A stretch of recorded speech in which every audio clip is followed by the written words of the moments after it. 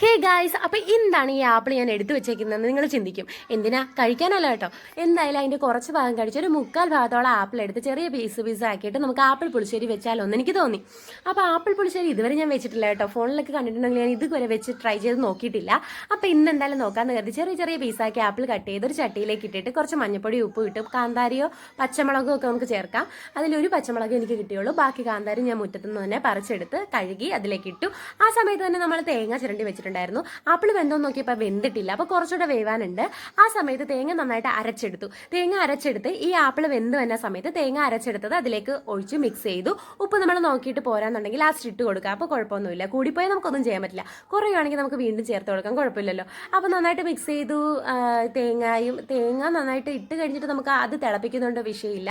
പക്ഷെ എന്നാൽ തൈര് ചേർത്ത് കഴിഞ്ഞിട്ട് തിളപ്പിക്കാൻ പാടില്ലല്ലോ.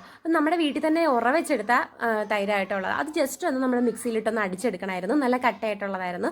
അപ്പോൾ അത് മിക്സിയിലിട്ടൊന്ന് അടിച്ചെടുത്തു, അതും കൂടി ചേർത്തു. പിന്നെ നമുക്കുള്ളൊരു ജോലി എന്ന് വെച്ചാൽ അതെന്താ വറപിടിപ്പിക്കുക എന്നുള്ളതാണ്. വറപിടിപ്പിക്കുന്ന വീഡിയോ എടുക്കാൻ എനിക്ക് പറ്റിയിട്ടില്ല.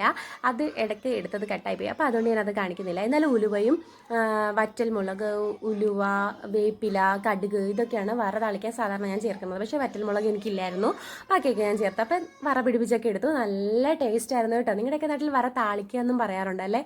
അപ്പോൾ എന്നാലും ഇത്രയേ ഉള്ളൂ ഇന്നത്തെ വീഡിയോ എന്ന് പറഞ്ഞാൽ. അപ്പോൾ ഇന്നത്തെ ഫുഡ് എന്ന് പറഞ്ഞാൽ ആപ്പിൾ പുളിശ്ശേരി, ചൂരക്കറി,